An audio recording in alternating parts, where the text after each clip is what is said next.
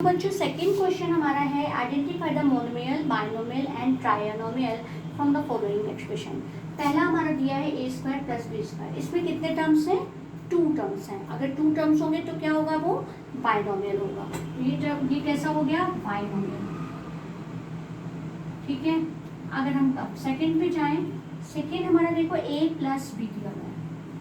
यहाँ पर भी तो 2 टर्म है, इसके बीच में एक ऑपरेशन लगा, यानी कि 1 टर्म ये है और दूसरा टर्म ये है, तो क्या हुआ यहाँ पर? बाइनोमियल। ठीक है, अब आते हैं थर्ड पे, nx प्लस सी। तो यहाँ पर भी तो 2 टर्म है, एक ऑपरेशन है और एक ये टर्म है और एक ये टर्म है, तो nx एक टर्म है, एक सी टर्म है, दैट इज बाइनोमियल। फोर्थ पे आ जाते हैं, फोर्थ देखते हैं, 4 पी क्यू है 4।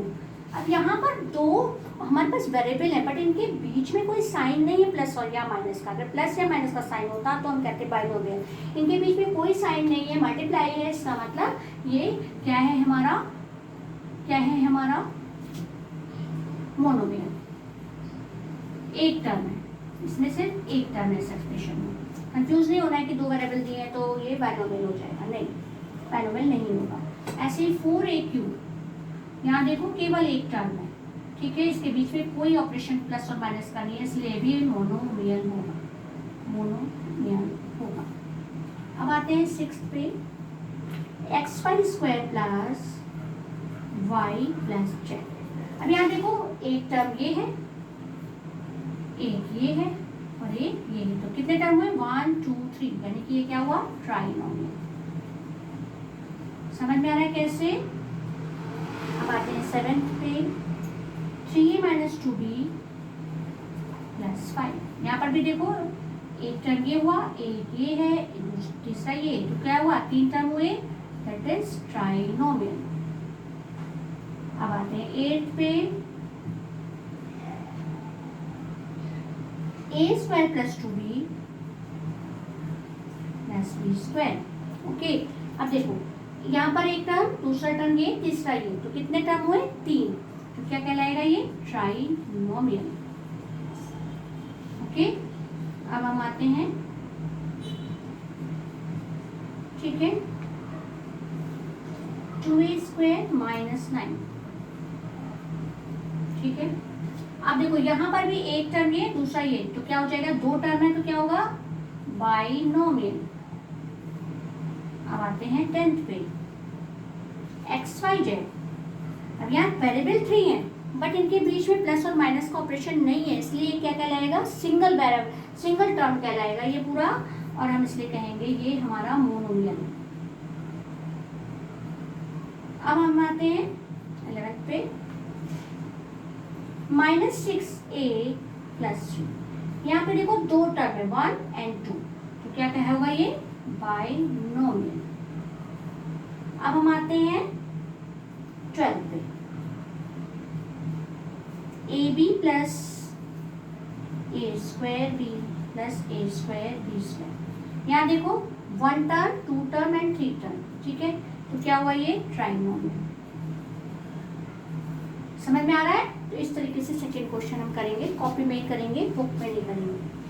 राइट द कोफिशिएंट, थर्ड हमारा, right the coefficient of x in the following expression. हमें कोफिशिएंट x का निकालना है जितने एक्सप्रेशन दिए हैं उन पर। तो हम थर्ड क्वेश्चन करने जा रहे हैं। देखिए यहाँ पर क्या दिया हुआ है? 5xy, ठीक है, तो अब हमें बताना है कि कोफिशिएंट ऑफ x क्या होगा इसमें। तो क्या लिखेंगे? Coefficient of x equal to, x को हटा के क्या बचा है? 5 और y, तो this is the coefficient of x। ठीक है, ऐसे ही हमारा सेकेंड क्वेश्चन है इसी का सेकेंड पार्ट, -13abx। इसमें देखो, अब देखो x का कोफिशिएंट है, x को हम हटा देते हैं तो क्या बच रहा है? माइनस का 13ab, ठीक है, तो coefficient of x equal to -13ab। ठीक है, अब थर्ड पे आ जाते हैं हम, 35xy cube z square, 35xy cube z square. तो हम कोफिशिएंट ऑफ x इक्वल, अगर हम इस x को हटा दें तो क्या बच रहा है? 35 y cube z square, 35 y cube z square, this is the coefficient of x in this case. अब हम आते हैं फोर्थ पर, 6xy स्क्वायर, 6xy स्क्वायर। इसमें x का कोफिशिएंट निकाला तो x को हमने छुपा दिया, 6 बचा और y स्क्वायर बचा। Coefficient of x equal to 6y square, ठीक है। फिफ्थ देखो, -7y2 xyz square, coefficient of x in this case, इस x को हटाया तो क्या इधर दिख रहा है, माइनस का 7/2 लिख दीजिए, और इधर क्या है, y z square, y z square, this is the coefficient of x in this case. Okay, understand. Now we go to the sixth question, इसी का सिक्स्थ पार्ट करते हैं।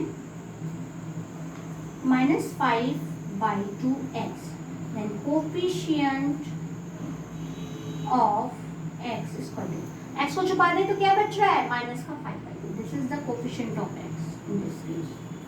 ओके, तो ये तो हमारा सिक्स्थ क्वेश्चन, इसी का सिक्स्थ पार्ट है। अब हम जाएंगे सेवेंथ पर। ओके, इतना समझ में आया होगा। यहाँ से देखिए कोफिशिएंट ऑफ x कैसे निकाला गया है।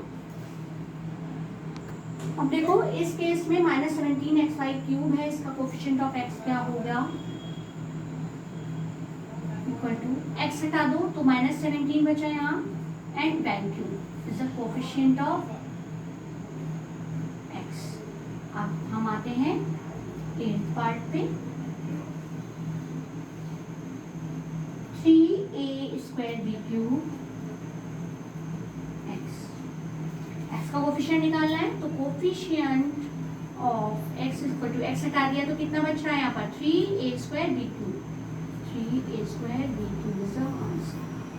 अब हम आते हैं नाइन्थ पर, 5xy स्क्वायर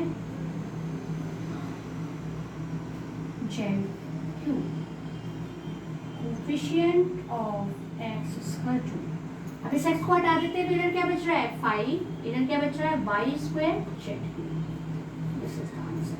इस तरीके से थर्ड क्वेश्चन हमारा कंप्लीट हो गया। अब हम जाएंगे फोर्थ पार्ट पे।